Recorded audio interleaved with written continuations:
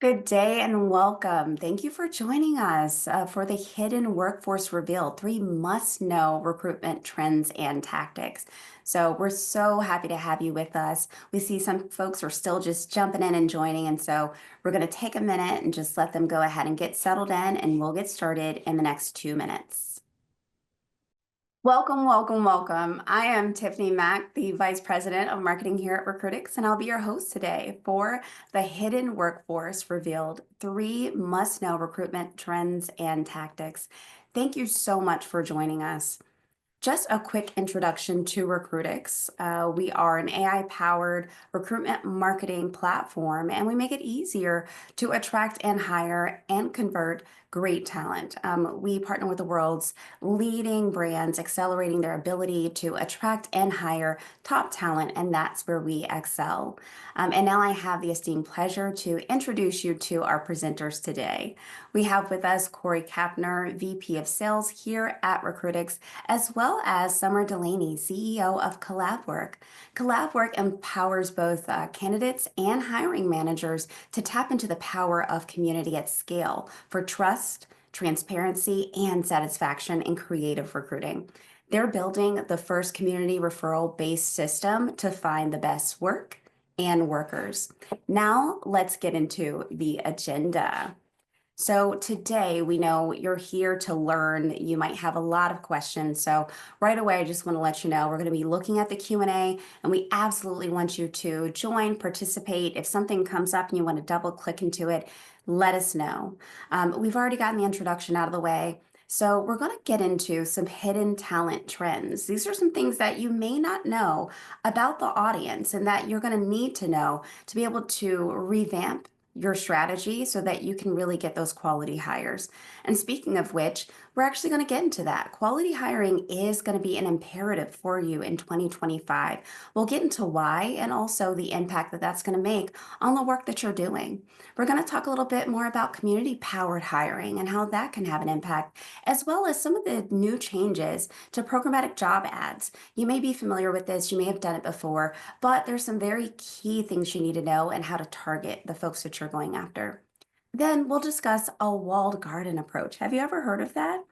That was something a little bit new to me, but it's really exciting. I think you're going to really find benefit into that tactic. And then lastly, again, we'll have some key takeaways as well as Q&A. And during that time, if you haven't had the opportunity to ask us some questions during this session, then we'll get to those questions then. So let's go ahead and talk about uh, the hidden workforce. And so we're now going to just actually pop up a poll because we're interested in seeing some of the challenges that you all are having as we're about to go through this conversation. And so as you can see in this poll, we're asking the question, which segment of the workforce do you find most difficult to engage through traditional hiring methods? And so we have skilled professionals who are currently employed, but open to new opportunities. There are some industry experts and specialists who are not actively job seeking. And then you have kind of your part-time or gig workers. They could transition into full-time roles if there was something exciting enough for them to do that. You have early career professionals. They may lack some of the industry experience, but they have a solid skill set and those skills are transferable. So could you use them? Or what about underrepresented talent who may not actively be engaging with traditional job boards? So it looks like the answers are coming in. It's really interesting always to see how these things weigh out. And it looks like most of you are finding difficulty engaging with industry experts and specialists who are not actively job seeking. So let's go ahead and publish those results so that you all can see kind of how things were spread about. So we see probably about a fourth of you said skilled professionals who are currently employed but open to new opportunities. Also, part-time and gig workers you all are interested in. But again, the sweeping majority are interested in industry professionals who are not currently job seeking. So we'll go ahead and let go of those results so that we can move on to talking a little bit more about that hidden workforce. So in the US, there are, by Accenture estimates, more than 27 million hidden workers. And they estimate that there's a similar proportion of hidden workers both in the UK and in Germany. So the sheer magnitude of this population really reveals the potential impact that their substantial reabsorption into the workforce could have. But that leads us to the question of what keeps them hidden. And so, Summer, I want to start this off talking to you about this. What makes this hidden workforce harder to reach than traditional workers? Well, Tiffany, first of all, thank you for having me today. Really excited for this conversation. I think that when we think about the hidden workforce, it's really also identifying, especially as what some of these poll indicates show, kind of that passive talent, really targeted professionals who are experts in their field, whether that's top of their field by function or by industry. But they're actively employed and they're not on job boards and they're not being reached through traditional methods. But what they are doing is networking. Before the pandemic, a lot of times people were at conferences.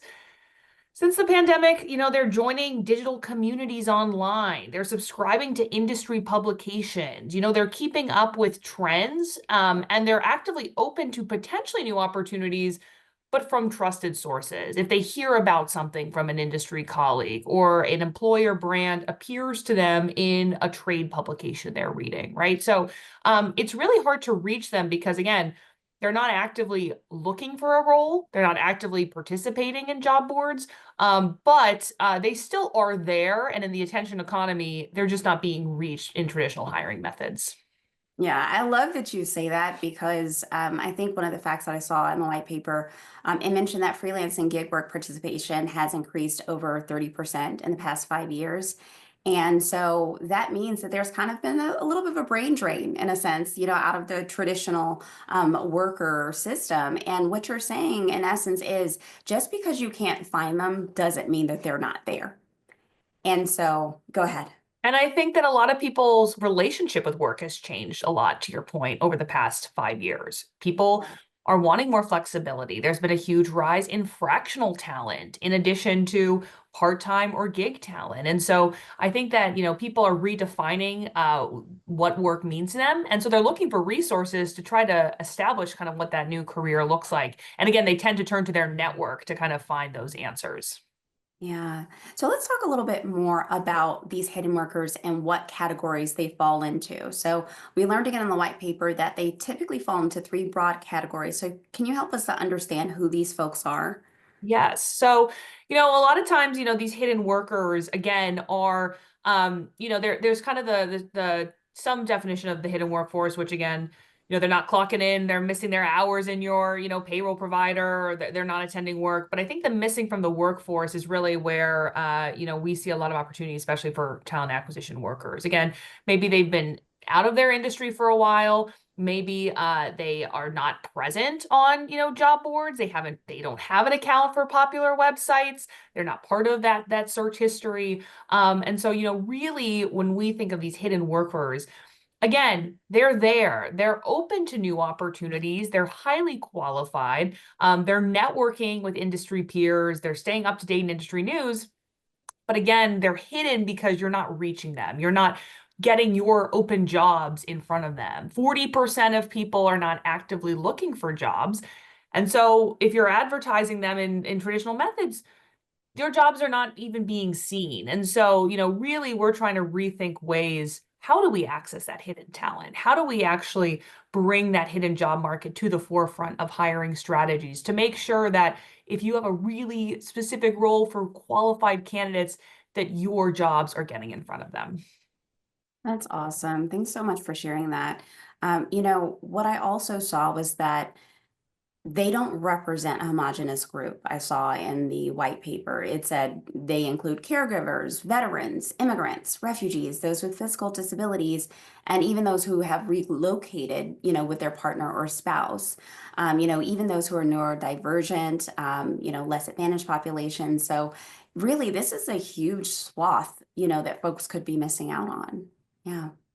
I was just talking to someone the other day who runs a professional community for people with a stutter, right? And it's a group of people online to talk about strategies and tactics about how to, present themselves in the workforce and find opportunities. And I think that's a perfect example, Tiffany, of there is a lot of different types of workers, and how do we actually make sure they not only feel comfortable and successful in their work environment, but we're attracting them to our organization. We're bringing jobs to those pockets of the internet where you can actually reach those talents as well. So I love that you brought up there's a variety of different, when we talk about diverse talent, underrepresented talent, it really covers a wide range of different profiles.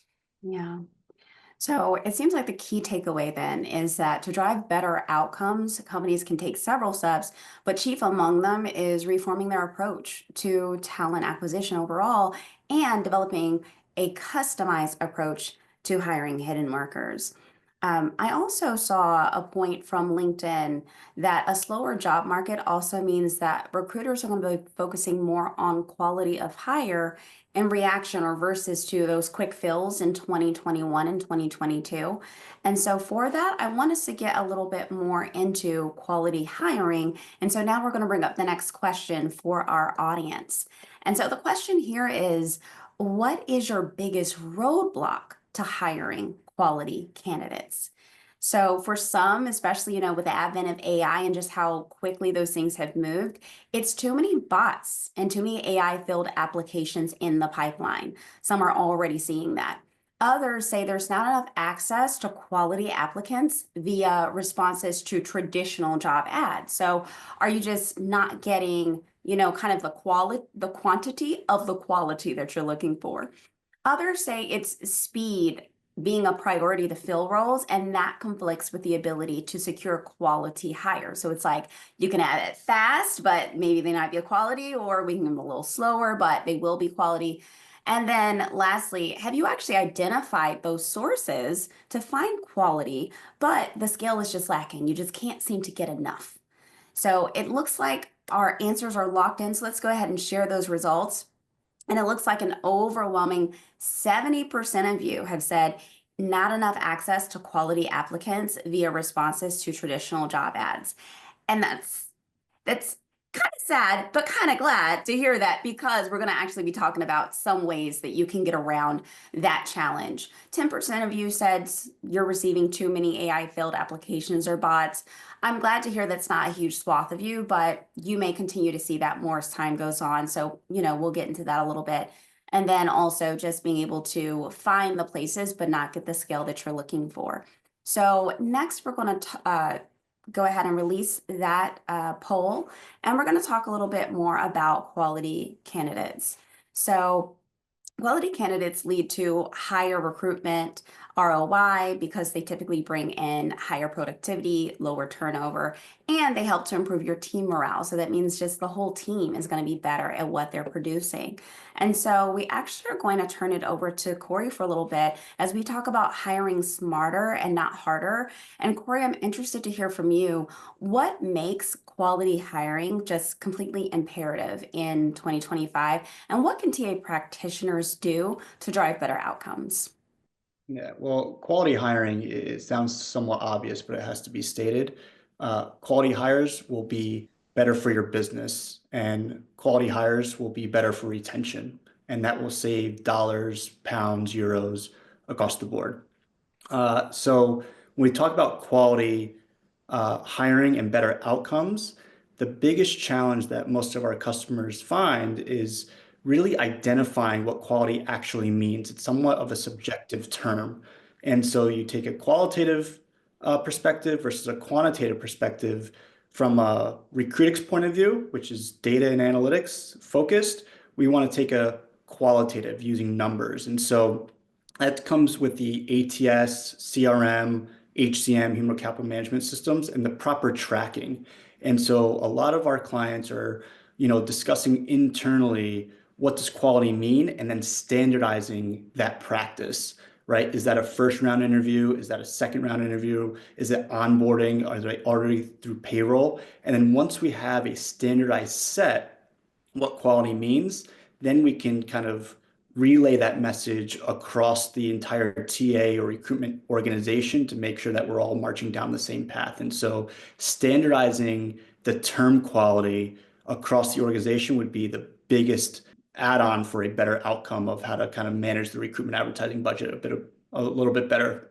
That's such a good point. And I think, that's going to really require some folks going back and kind of going on a listening tour.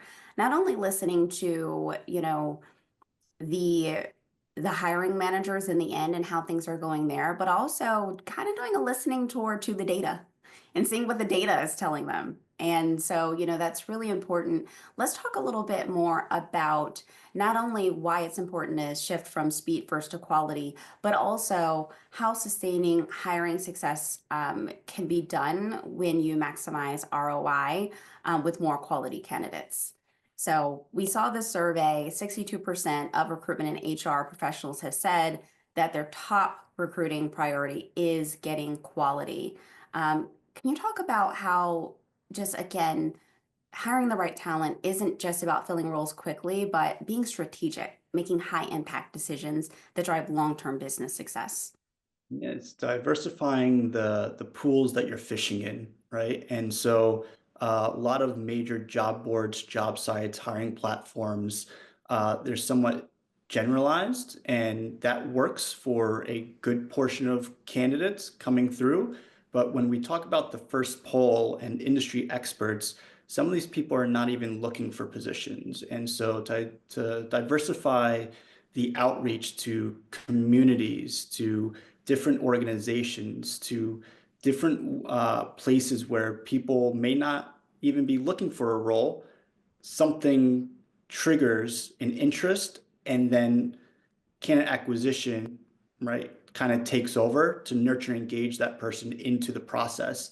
Informational interviews is very popular, and so people are doing that without even knowing. And so that's the typical goal of attracting people into your network, kind of like that talent network that CRMs kind of first came to market with, bringing them into your ecosystem and then remarketing, re-engaging with them to teach them about the culture and the environment. And so if they know more about the organization, then the quality of hire will definitely increase. And then back to the analytics piece, tracking that all the way through and optimizing it. And so quality of hire can be looked at from the the acquisition strategies from major job sites, and we partner with all of them, and they're wonderful in their own way.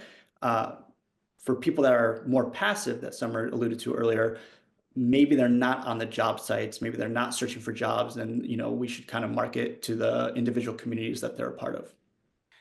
The most engaged workers, if you think about your own workforce, are tend to be the people that are curious. They're always investing in their professional development. They're raising their hands to go to conferences. They're participating in employee research groups. What if you could attract those talents, those passive talents that are doing that on their own, in their own free time? And so I think that's another way to gauge quality of what are the type of workers when you're seeing in your own organizations are the ones that are standing out, and how do you find those types of similar profiles externally? Again, they tend to be kind of in these community spaces. Love it. And that's actually a great way for us to transition a little bit. We know that quality candidates lead to just better ROI, period. But let's start to talk a little bit more specifically about these three must-know trends and tactics. And so many of you may have heard of some of these, but you really need to know them well, especially in the ways that they've transformed and changed over time and how that may impact your strategy. So, we're going to talk about how to implement community powered hiring, and then talking a little bit more about targeted recruitment marketing via programmatic job ads, and then implementing a walled garden approach, which you may or may not have heard of, but we're going to dig in a little bit deeper into that. But before we get into that, we want to talk a little bit more about community powered hiring. And, we want to ask this poll question. Now, we're asking this question not because community powered hiring is like the traditional denotation of the neighborhood or the locality. Rather, we're talking about folks who have a specific interest, and that interest impacts where they hang out digitally, where's their digital locale. And really, to attract high quality interest in open requisitions, community power hiring leverages online networks where professionals gather and engage with trusted communities. But the reason why we're talking about the approach to DEI is because one, it's a newsworthy topic. We know that, and we'll speak about it in a minute, but we know that it's all over the news. And we thought it might be beneficial for you all to see in real time what your peers are doing. And then we're going to talk a little bit about the various approaches and, some things that you may want to consider. So let's go ahead and publish those results. And, this is such an interesting mix. So you have a third of you who say you're just completely removing from your site, or any external communication. About half of you say you're kind of going to stay even kill. Like, we're not going to double down on this, but we're not going to remove it. This is something that has been a part of our organization and we're going to keep it. And so we're going to go ahead and release those results and talk a little bit more about community-based approach. And so let's kick that off. And Summer, can you tell us a little bit more about why community-powered hiring matters and why it's just really the way forward in talent acquisition? Yeah, I can start by sharing about my own journey before starting this company. I was a broadcast journalist for many years. I worked for Katie Couric as her producer. I was on air at Channel 11 in New York, WPIX TV. I worked at Product at Amazon Studios. And all those jobs, again, most of those Katie Couric's producer, not necessarily advertised on LinkedIn, not necessarily like on other kind of job sites. Really, I found out about all these opportunities through communities I was in. It was through listservs for women in journalism. It was through Facebook groups called the Media Mavens, which was for women in production. It was through professional Slack communities. And so, really, if you look at that example, think about that at large. There were so many people like myself who, again, are looking for these communities to give them almost deal flow of jobs, kind of these, not only the hidden job market, but hidden jobs and meeting them where they are. And so, I think that the benefit of kind of doing this community powered hiring is, again, you can find kind of those watering holes where people are networking, whether it's by industry, whether it's by function, whether it's by location, or to reach some, diversity or underrepresented talent targets, whether that is trying to bring more women in your workforce. Obviously, it's a way to get your jobs in front of audiences that identify as media mavens, women in production, right? That's a way that you can't guarantee everybody in that network identifies into that demographic, but you can in good faith know that you are trying to reach that underrepresented talent pool. And so, I think regardless of whether you have the diversity goals or whether you're just looking for that more targeted talent audience, communities are a really good way to authentically get your brand in front of those potential candidates, and really convert them as well, because there is that level of trust that exists within these networks. If you're hearing from a friend about a job you should apply, or you're a part of conversations where jobs are shared, if you are kind of checking in on that community and using that community as a benchmark for your own professional career development, you're going to hold more weight for open opportunities that come through those channels. And so really, when we're thinking about, trying to get into that targeted talent, really communities are a great avenue to authentically build those connections. I just love the way that you said that. I think about any time I've ever told a friend about an open job, and we know a lot of this really is word of mouth, and you're only going to tell somebody, when okay, they really could fit this. This really could be a thing for them. But how many times have I ever gone on one of these massive job sites and seen a job and then been like, hey, friend, I've seen a job for you? Versus if I'm hanging out just where I normally hang out online, I have other friends naturally who work in these various industries, and I see something. I may not be looking, but I can forward it on to someone else who may be skilled, happy in their job, but could be open to another potential opportunity. So, really love Yeah. that you said that. We always say your network is your net worth, right? And so kind of referrals are great, 4 times more likely to be hired, but hard to scale. So this is kind of the next best thing of kind of expanding that network. And even if you don't know everyone in these forums and these channels, but you still kind of have that trust that exists that are coming from these communities and the jobs that are shared there. Yeah, and I think too that also speaks to this piece that I noticed in the white paper, where it indicated that former hidden workers outperform their peers materially on 6 evaluative criteria: attitude, work ethic, productivity, quality of work, engagement, attendance, and innovation. These are all the things that drive businesses forward. So could you talk a little bit more about some of the benefits of community-powered hiring? As we talked about earlier, if you think about the people in your workforce that are exhibiting those criterias, right, that have that strong work ethic, that are productive, that are constantly engaged, again, they're investing in themselves. They're raising their hands to take on that extra project or to go to those industry events. And again, these communities, people that are in them and are actively participating, there's been an 80% uptick in engagement in online communities in the past 5 years, because people are craving that connection, and knowledge has never been more easily accessible, and people are looking for ways to network with peers. Reaching into those communities, that's a great way to find that really engaged, active, potential talent profiles that could be a great fit at your organization. If they're doing it on their own time, they're going to do it at work. And so, because there's that quality that exists there, I also alluded to the trust that exists within these communities. If you're spending time in these networks, Facebook groups, professional Slack communities, Discord servers, again, those are some of the types of channels and partners that we work with to advertise your job for. They trust the jobs that are coming in there. So you're seeing that much higher click to apply rate. Even if they're passive candidates, they're much more likely to be open to roles because of that trust. And again, because these communities are based around functions or industries, again, they're very qualified. You're reaching, if you're looking for sales professionals and you're posting in communities that are targeted for sales professionals, you're going to have a much higher success rate in actually interviewing a qualified talent.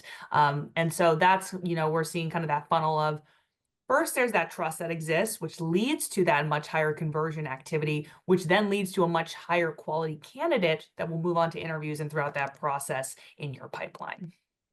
Love it. Love to hear it. So let's move on a little bit and talk about the question that we asked earlier about DEI and inclusive hiring strategies.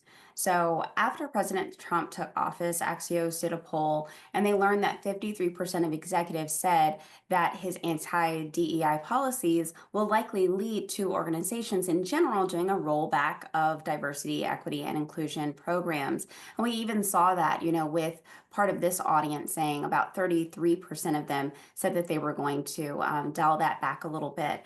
Can you talk about the role of DEI and inclusive hiring strategies when it comes to community-powered hiring? I think that the data shows that more diverse organizations have better business outcomes. And so I think that companies are going to continue to prioritize reaching new candidates, people that don't look like themselves in the workforce, to kind of have those robust opinions and perspectives into their workforce. As mentioned, a lot of times these communities online are started based on a affinity group. One of our partners is cheekily called the Old Girls Club, and it's full of senior women in tech and financial services that are networking with other senior female leaders that are trying again. The conversations in that community talk about salary requirements, different conferences people are attending, the latest trends on AI and jobs. There are countless other examples of communities that we partner with that are based on kind of a shared affinity group. They can also be, one of our partners is called Co-op, which is for first generation Black and Brown students getting into financial services and data science. So again, there are these networks that are existing for different affinity purposes, and being able to still reach those groups on those authentic platforms is a really great way to continue to get your jobs in front of diverse audiences and underrepresented audiences that you're typically not seeing on kind of general job boards or other platforms. Yeah, and that trust that you mentioned, it's so vital because not only, for instance, the group that you mentioned, the older women in tech, but think about that, they probably have mentors, or mentees that they're mentoring. And so they could see a role and pass that on to them, same with co-op, where they have their extended communities themselves. And so this also, again, is this opportunity to continue to broaden your network because they are putting trust in the source that they're seeing that job. And so that does make a difference. Yeah. I also just thought it was interesting, according to Monster.com, just this survey saying that 83% of Gen Z respondents say that employers' commitment to diversity and inclusion is important when choosing a job, and 75% would reconsider if a company's DEI efforts weren't strong. And so I think this is also just something important as we, talk to, you all, the practitioners who are, out in these streets, you're managing your employer brands and, trying to attract young, fresh talent and new talent that may be more experienced into your organization. Some of these things are really important for us to keep in mind. And so that really just lets us know that hiring within trusted networks improves engagement and job matching.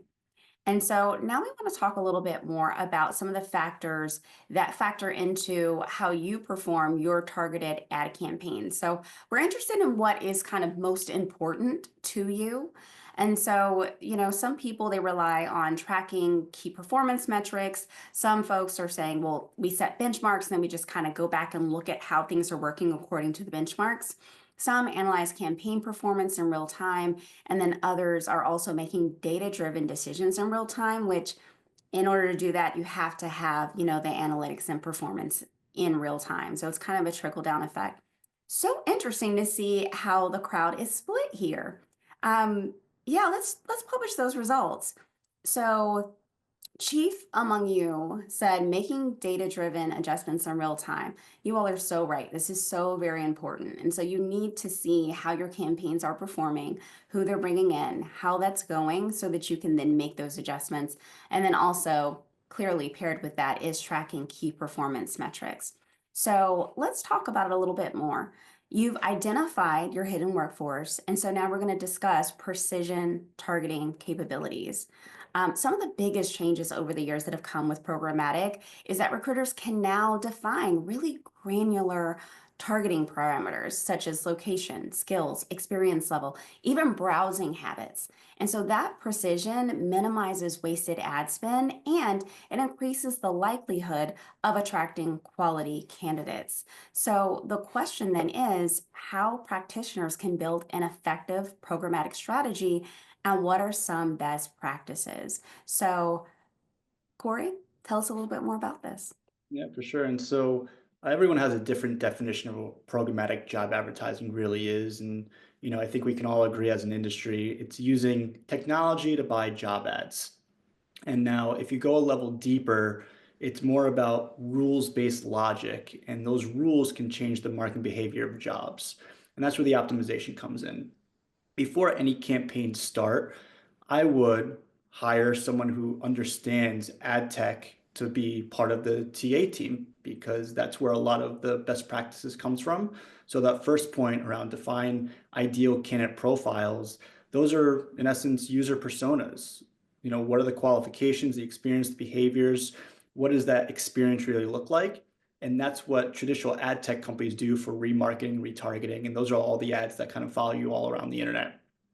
Aligning your bidding strategy with the campaign objectives, right, is really important for budget allocation. All jobs are not equal, all locations are not equal, all specialties are not equal. And so we want to diversify the spend to where the highest priorities really sit. Predictive analytics can also forecast campaign outcomes. And so there are a lot of third-party tools coming from job sites, job platforms, other programmatic platforms that can help identify what you should be spending per applicant, what you should be spending per qualified applicant. And again, because all jobs are not created equal, a data engineer in SF or San Francisco will be wildly different cost-wise than Miami versus Boston, so on and so forth. Audience segmentation factors using user behavior. That's really with the ideal candidates and user personas. And we want to make sure that we're putting the right ads in front of the right eyeballs at the right time.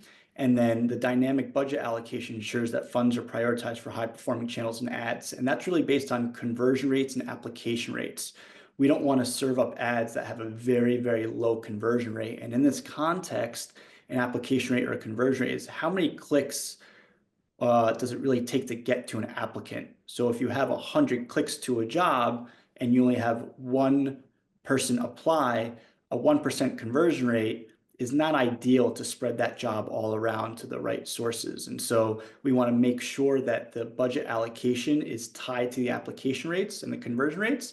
And then most importantly, the KPIs such as click-through rate, CPA, CPQA, even cost per placement, cost per hire will kind of bring everything together. And then like a well-oiled machine, real-time data is coming back.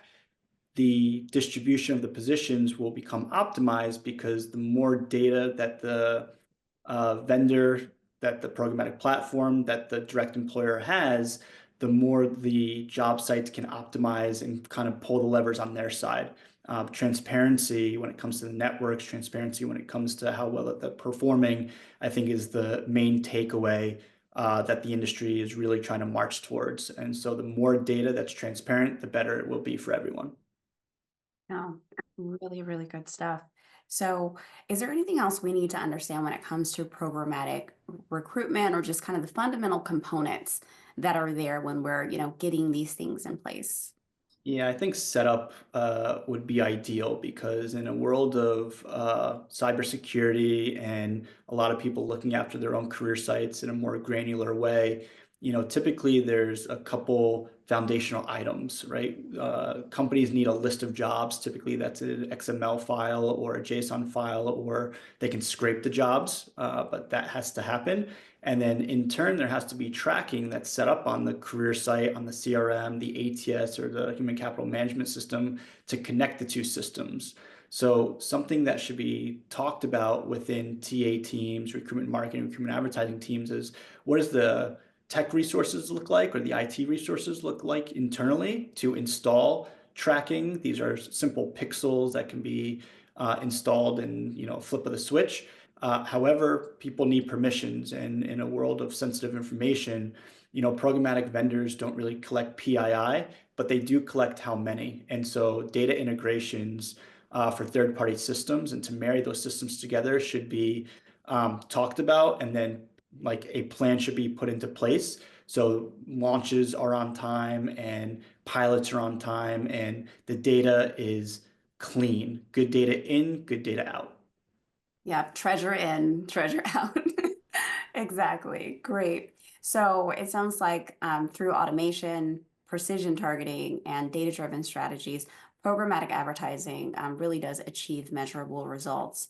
So we want to talk lastly about this last topic, which is walled garden approach. So we're going to ask you this question about the channels that you're using, because some of these do involve walled gardens. Some of them are a little bit different, but you have job distribution networks, and that's just going to be an interesting discussion. Some people kind of put all their eggs in one basket. Others like to diversify. You have programmatic job ads, media planning and buying, and then walled garden forums. Ooh, this is interesting. So we're going to publish these results.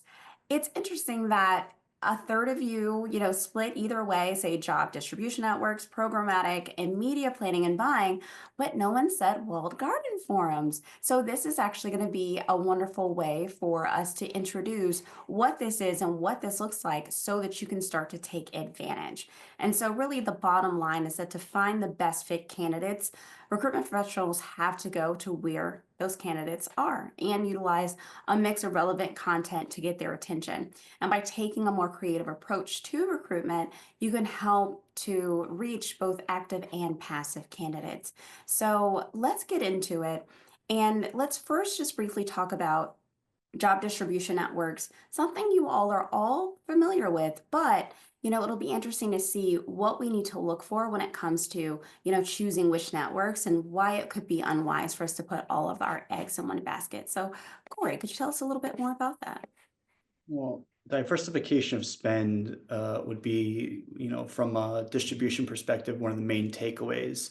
And putting all your eggs in that basket of just major job boards or generalist job boards, you're really doing a disservice to the organization and to the candidate pool. And so what makes CollabWORK such a wonderful partner of a company like Recruitics is, they have access to networks, communities, channels that generalist job boards do not. And so when you think about where you're going to advertise these types of roles, it's better to diversify, track everything, and keep what works. And for us and the majority of the industry, we see things change rapidly, right? For example, one of our clients used to put all their money into Google and Google for Jobs as it was coming out, and they were preparing for, the onslaught of traffic coming through the search engine. And then ChatGPT comes along, and now you see a lot of notes, a lot of comments, a lot of articles around people are finding their jobs via ChatGPT. And so now how do you index? And so for us, we're even testing advertising on things like Perplexity, because ChatGPT is not the only Gen AI platform out there. And that's from a global perspective. And so, we really value CollabWORK's relationship because they have access to these walled gardens that normal generalist job boards, job sites, and job aggregators really don't have access to. Nice. So, Summer, talk to us a little bit more about, first of all, what is a walled garden? What is this approach? What does it look like? What's the benefit of it? Walled garden is, again, it's not a public place. It's not something that everyone has access to. It's kind of these spaces that are protected. Generally, people in walled gardens have to be referred to join these networks, pay to join these networks, apply to join these networks. Again, the quality, because of that intentionality of who are in these spaces, make it a really great place for people to actually advertise and promote their job opportunities. So in the case of CollabWORK, we are thrilled to be partners with Recruitics, that we can be implemented through Recruitics and your representatives. But typically how we work is we integrate directly with an employer's applicant tracking system. We can pull jobs through XML or API, and then we actually analyze your job based on function, industry, location, seniority, a bunch of other criteria using our proprietary models, which walled gardens we should promote those jobs to. And how our technology works is, to Corey's point, we distribute them. And again, it's not just about, posting, but positioning your brand in those walled gardens in front of those highly qualified candidates. So whether that is, we have 200 plus partners. Some of the brands you see here, I mentioned the Old Girls Club, but also the Morning Brew. I don't know how many of you are subscribers to the Morning Brew. We're their exclusive job provider for their 7 career publications. So across healthcare, IT, technology, retail, etc. Whether it's a professional Slack community, something that Tiffany, you and I talked about offline, is a lot of people think of Slack as an internal employer tool, but there's actually over 700,000 communities, external networks that are built on top of Slack as the infrastructure tool. Some of the partners on the screen: serial marketers, again, marketing professionals networking in Slack, CodeRx, healthcare professionals, procurement professionals. Really, again, finding these walled gardens, these communities that have that application or referral-based process to get into them. And then we are kind of the technology and tool to actually do that distribution at scale. So I think in the next slide, there's also some examples of what this looks like to help visualize.